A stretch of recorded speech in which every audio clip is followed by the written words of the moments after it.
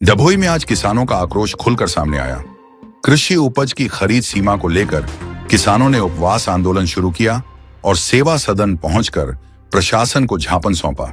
किसानों का कहना है कि ज्वार की खरीद सीमा 1000 किलो से बढ़ाकर 1700 किलो तो की गई है, लेकिन यह बढ़ोतरी पहले पारित प्रस्ताव के अनुरूप नहीं है। किसानों की मांग है कि पहले जो प्रस्ताव तय किया गया था उसी के अनुसार खरीद प्रक्रिया लागू की जाए, ताकि उन्हें उनकी उपज का उचित लाभ मिल सके। अब देखना होगा कि किसानों की इस मांग पर प्रशासन क्या फैसला लेता है। શું કાર્યક્રમ છે ખેડૂતોના પ્રશ્ન લઈને?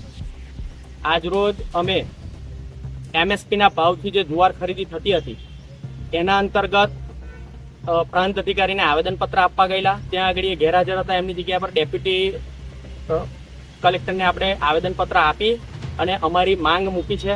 એમએસપીના ભાવથી જે જુવારની ખરીદી ચાલતી હતી એમાં સુધારો કરી અને એ લોકોએ 1000ની જગ્યા પર 1700 કિલો કરેલો છે.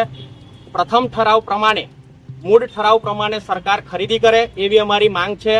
અને 1 મહિનાની અંદર આ ત્રીજી વખત એ લોકોએ ઠરાવ બદલી કાઢેલો છે, તો એનાથી ખેડૂતોને બહુ મોટું નુકસાન થાય છે, આર્થિક નુકસાન થાય છે. એની માટે અમે આજે ભેગા થઈ અને એપીએમસી ગ્રાઉન્ડ ખાતે ધરના પ્રદર્શન અને આમરણ અનશન પર બેસેલા છે. કેટલા ખેડૂતો જોડાયા છે તમારી સાથે? કયા કયા ખેડૂતો છે? ડભોઈ તાલુકાના તમામ ખેડૂતો આજે અમારી સાથે જોડાયેલા છે અને જ્યાં સુધી અમારી માંગ સ્વીકારવામાં નહીં આવે ત્યાં સુધી આ આમરણ અનશન ચાલુ રહેશે. સરકારને શું મેસેજ આપવા માંગો? અમે સરકારને મેસેજ આપવા માંગીએ છીએ કે જૂના ઠરાવ પ્રમાણે જે 1 મહિનો તમે ખરીદી કરી હતી એ જ પ્રમાણેની ખરીદી ફરી ચાલુ કરો.